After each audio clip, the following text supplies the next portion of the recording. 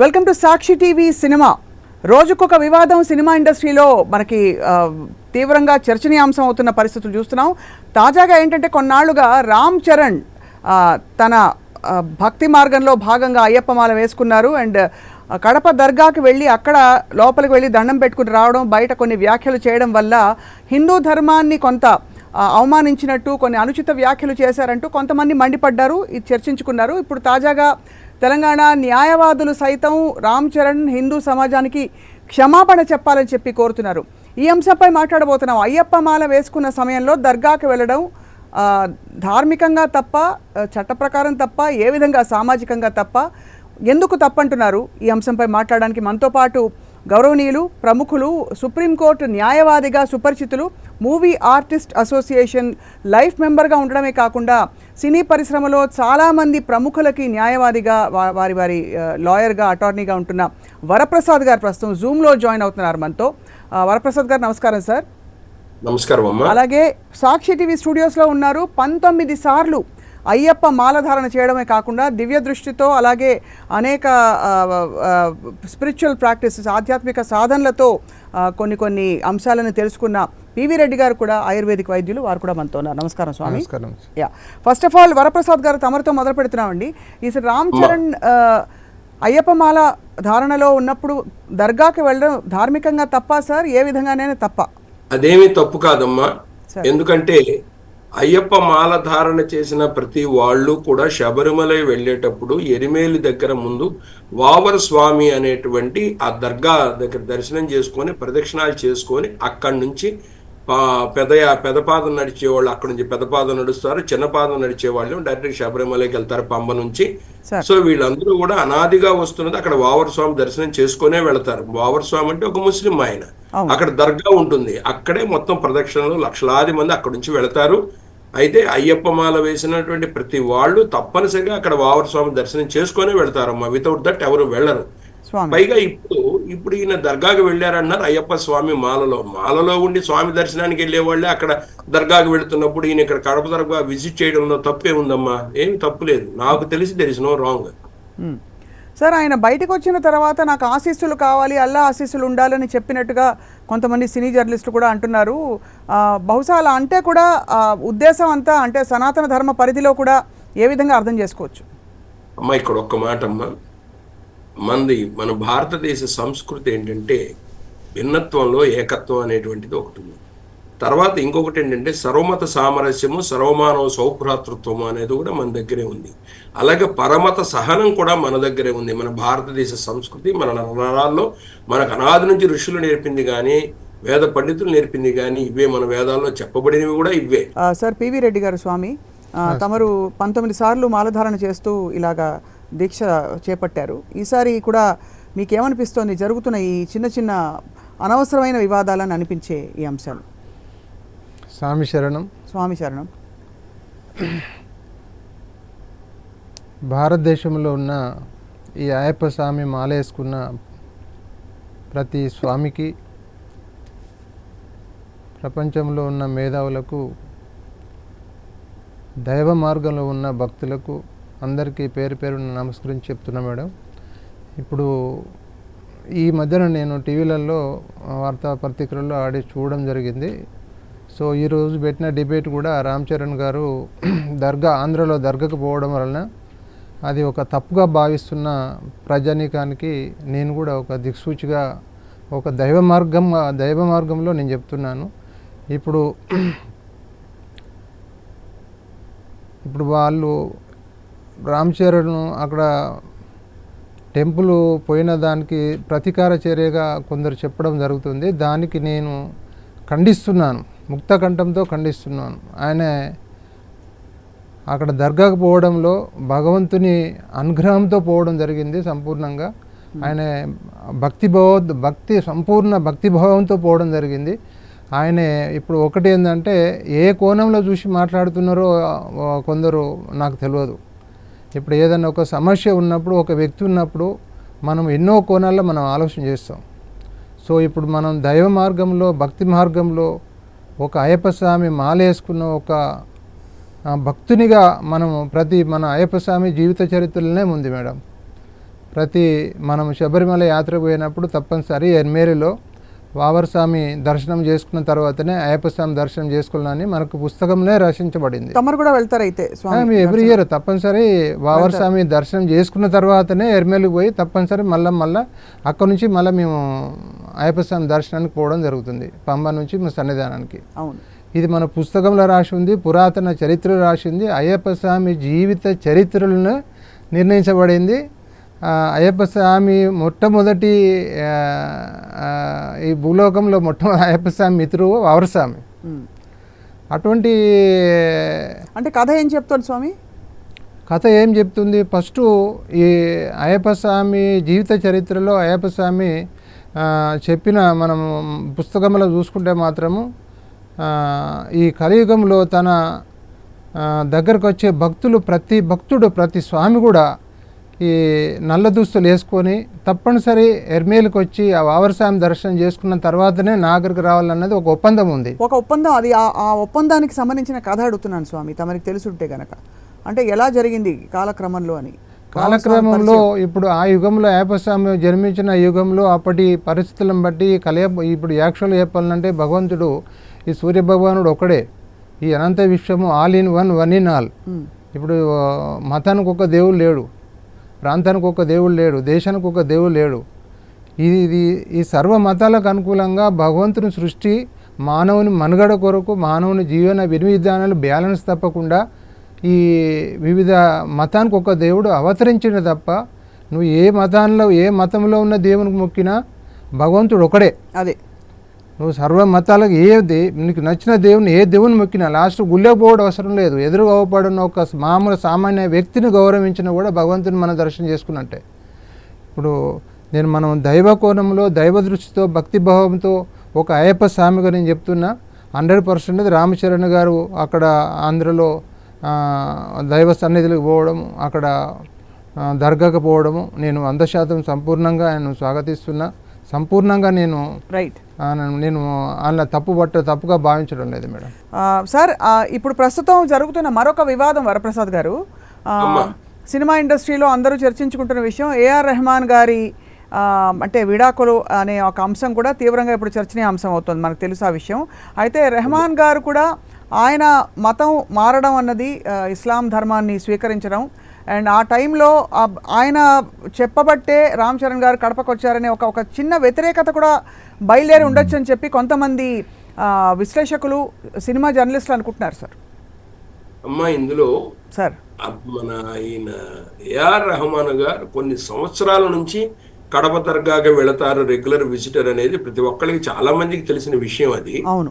తర్వాత చాలా ఆ దర్గాకు కూడా ఆయన చాలా సర్వీస్ చేశాడు, రకరకాల డొనేషన్ రూపంలో కానీ ఇవన్నీ. ఎందుకంటే అతను ఒక విశ్వాసం, ఎప్పుడైతే మొట్టమొదటిసారిగా అతను కడప దర్గాకి విజిట్ చేశాడో అక్కడి నుంచి అతని జీవితం బాగుంది, సక్సెస్ఫుల్ గా మ్యూజిక్ కంపోజర్ అయ్యాడనేటువంటి ఒక విశ్వాసం ఉంది అతనికి. దాంతో ఆయన రెగ్యులర్ గా అక్కడికి విజిట్ అని అందరికీ తెలిసిన విషయమే. ఇకపోతే కడప దర్గా బాగుంటుంది అని మరి ఆయన ఎవరికి రామ్ చరణ్ గారికి చెప్పారనేది, ఆయన చెప్పారో చెప్పలేదో మనకు తెలియదు కదా, అది వివాదం అని మీరే అంటున్నారు. ఒకవేళ సపోజ్ నాకు బాగుంది బ్రదర్, ఒకసారి మీరు కూడా ఓ విజిట్ చేయొచ్చు కదా అని చెప్పినా దాంట్లో తప్పేమి లేదు. What is wrong in it?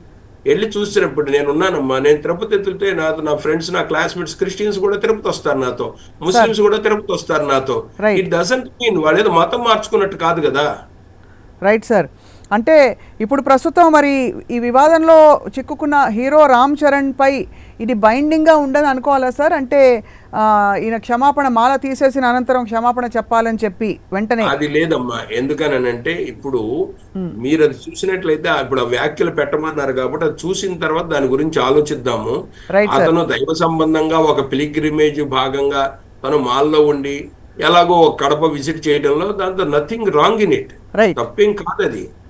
ఇప్పుడు రంజాన్ టైంలో ఓల్డ్ సిటీలో కొంతమంది ముస్లిమ్స్ నన్ను పిలుస్తారు, నేను వెళ్తాను, అక్కడే చక్కగా ఆసనం వేసి కూర్చోబెడతారు, అన్నదానం అంతా నాన్ వెజిటేరియన్ తో చేస్తారు, నాతో మాత్రం వెజిటేరియనే తింటారు వాళ్ళు. అది గౌరవం, వాళ్ళు ఇచ్చే గౌరవం. అదే సార్. సో అయితే రైట్ సార్, మొత్తానికి అయితే ఈ మాలధారులందరికీ ఏకాభిప్రాయం లేదు ఈ విషయంలో. ఎందుకంటే ఇక్కడ స్వామి కూర్చున్నారు, ఆయన రామ్ చరణ్ గారి పొరపాటు ఏమీ లేదని చెప్పి వారు కూడా అంటున్నారు. అండ్ నిజానికి ఈ అనాదిగా వస్తున్న ఈ ఆచారం సార్. సో అయితే స్వామి ఇది ఎలా పరిష్కారం అవుతుంది అనుకుంటున్నారు తమరి దృష్టిలో ఇది ఎలా పరిష్కారం అవుతుంది ఈ అంశం, ఈ వివాదం సద్దుమణగాలంటే? రామ్ చరణ్ గారి వివాదము సద్దుమణగాలంటే అది కాలం నిర్ణయిస్తుంది. భగవంతుడు సంపూర్ణంగా 100 మార్కులు వేస్తాడు రామ్ చరణ్ గారికి. అవును సార్. భగవంతుడు 100% ఇది అతి త్వరలో అది సంపూర్ణంగా. ఏంటంటే మనం ఒక వ్యక్తిగతంగా పోతే మాత్రం మనం వాళ్ళు ఏ కోణంలో మాట్లాడినా మనకు అది అర్థం కాని సమస్య. అవును సార్. మనము ఇప్పుడు దైవ కోణంలో ఆలోచన చేస్తే మాత్రం సంపూర్ణంగా రామ్ చరణ్ గారికి 100 మార్కులు పడతాయి.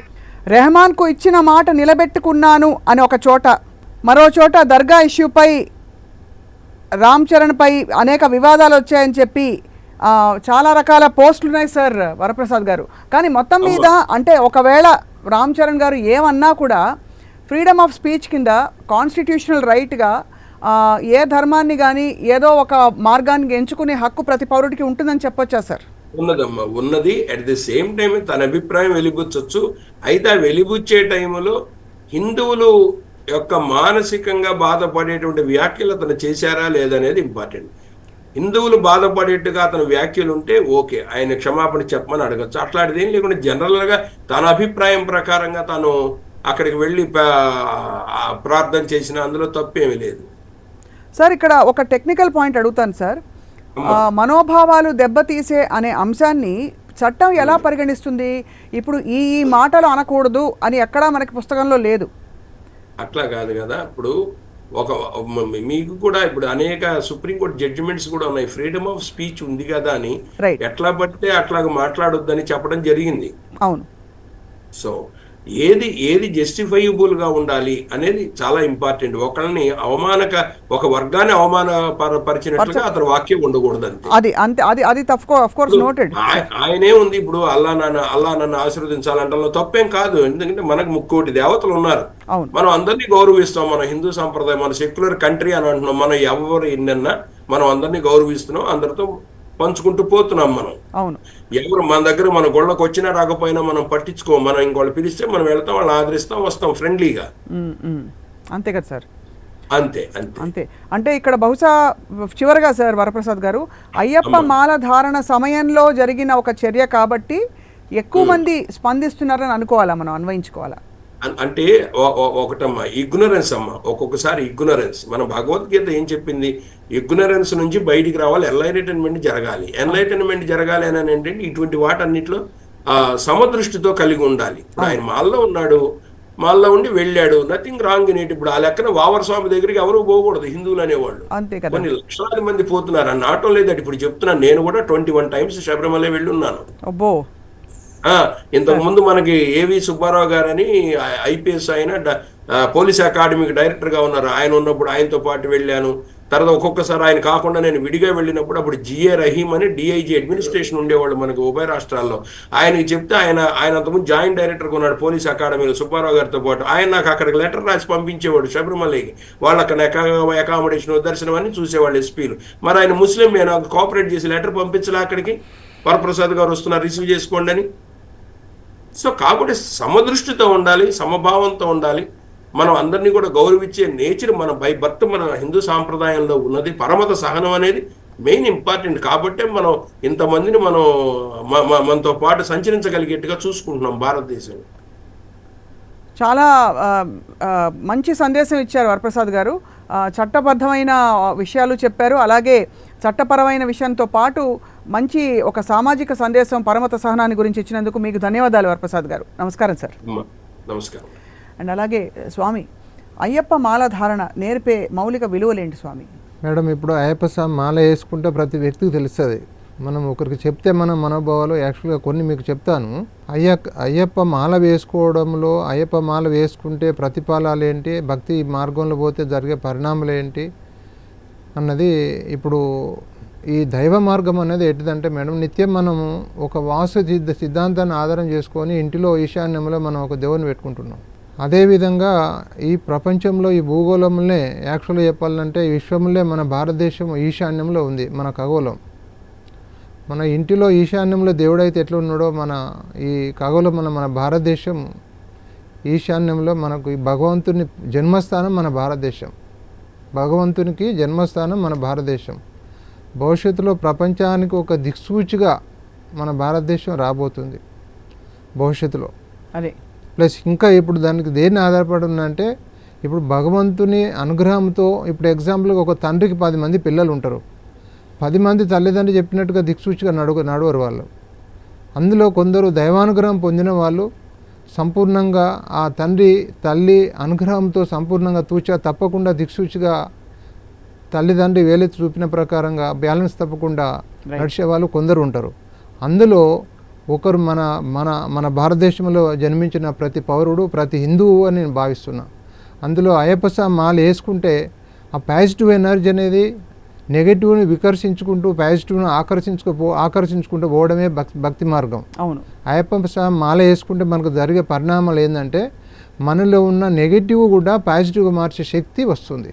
అది కాబట్టి ఒక విధంగా చూస్తే సహనము, ఓర్పు, మంచి మాట అనడం అన్నది అంతా మాలలో భాగం, మాలధారణలో కూడా ఒక మంచి భాగం అంటారు. అయితే అంటే రామ్ చరణ్ గారు చూపించిన ఐక్యత కావచ్చు, ఓర్పు కావచ్చు, పరమత సహనం కావచ్చు. ఇప్పుడు మనము దయచేసి యాక్చువల్గా ఇప్పుడు మన కంట్లో మనం పొడుచుకున్నట్టు కాకుండా మన హిందూ సాంప్రదాయం ప్రకారంగా పోతే ఇప్పుడు మనము సెక్యులరిజం అన్నాడు, ఇప్పుడు ఇంతకుముందు అడ్వకేట్ గారు చెప్పారు. సో మనం మన భారతదేశంలో ప్రతి పౌరుడు దైవానుగ్రహము, ప్రతి వ్యక్తి కూడా దైవానుగ్రహం అన్న స్వభావంతో మన ప్రపంచ దేశాలలో ఏ దేశంలో మనలో ఉన్న భక్తిభావం, మనలో ఉన్న గౌరవము, మనలో ఉన్న నడవడిక ఏ దేశంలో ఏ పౌరునికి లేదు. మన భారతదేశంలో ప్రతి హిందూ సంప్రదాయం, మన ప్రతి హిందువు పాటించే భక్తి మార్గంలో పాటించే స్వభావము మన రామ్ చరణ్ గారు ఒక దైవ మార్గంలో ఒక మాల వేసుకొని ఒక దైవ సన్నిధికి పోయినట్టు మనకు భగవంతుని విశ్వరూపం. ఇప్పుడు మన ఎగ్జాంపుల్ చెప్తున్నాను నేను, భగవంతుడు అన్ని రూపాల్లో ఉన్నాడు. భగవంతుడు రాక్షసుని రూపంలో ఉన్నాడు, రక్షించేవాని రూపంలో ఉన్నాడు, శిక్షించేవాని రూపంలో ఉన్నాడు భగవంతుడు. ఆ భగవంతుడు ఏ రూపంగా వస్తాడు? అందరికీ మొక్కరు కదా శిక్ష. ఇప్పుడు రాక్షసుల్ని మొక్కరు కదా. నేను చెప్తున్నా మనిషి విశ్వరూపం అంటున్నా నేను. మనిషి ఇప్పుడు భగవంతుని విశ్వరూపం అంటున్నా. అంటే రూపాలు వేరైనా ఆ భగవంతుడు మానవుని మనుగడ కొరకు ఈ విశ్వంలో ఈ సృష్టిలో ప్రతి ప్రాణజీవి మనుగడ కొరకు బ్యాలెన్సింగ్ కొరకు సృష్టించే అనేక ఈ జన్మ రహస్యాలు అనేక మొత్తము ఈ ఏది మన భారతదేశంలో ఉన్న 196 దేశాల్లో ఒక్కొక్క దేశానికి ఒక్కొక్క రకంగా ఒక్కొక్క కోణంలో ఒక భక్తిభావంతో ఉన్నారు ప్రతి జన్మించిన వ్యక్తి కూడా. మన భారతదేశంలో ఉన్న సంప్రదాయము భగవంతునికి అతి ఇష్టమైన, ఇప్పుడు నేను చెప్పినా కదా ఇంతకుముందు, ఒక వ్యక్తికి 10 మంది పిల్లలు ఉంటే అందరి పిల్లలు తల్లిదండ్రులకు ఇష్టం కాదు, మనోసంకల్పం. కొందరు తను చెప్పినట్టు ఇంటర్ అనగా అదే రకంగా మన భారతదేశం భగవంతునికి జన్మస్థానము. భారతదేశంలో ఉన్న ప్రతి హిందువు భగవంతుని ముద్దుల బిడ్డలు.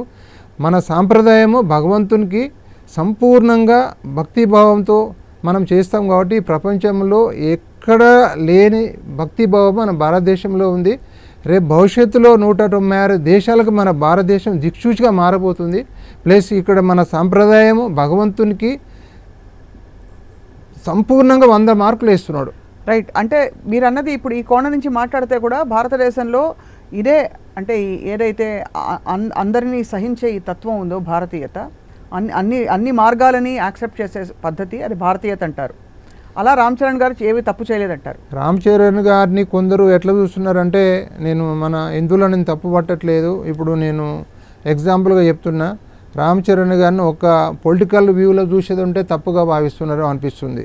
ఇప్పుడు మన సనాతన ధర్మం ప్రకారంగా ఇప్పుడు కొన్ని దేశాలలో, మన బంగ్లాదేశ్లో హిందువులను అతి కిరాతకంగా హత్య చేయడము, అతి కిరాతంగా అలాంటి సమస్యల కోణంలో మన భారతదేశంలో హిందువులు ఆలోచన చేస్తున్నారేమో నాకు తెలియదు.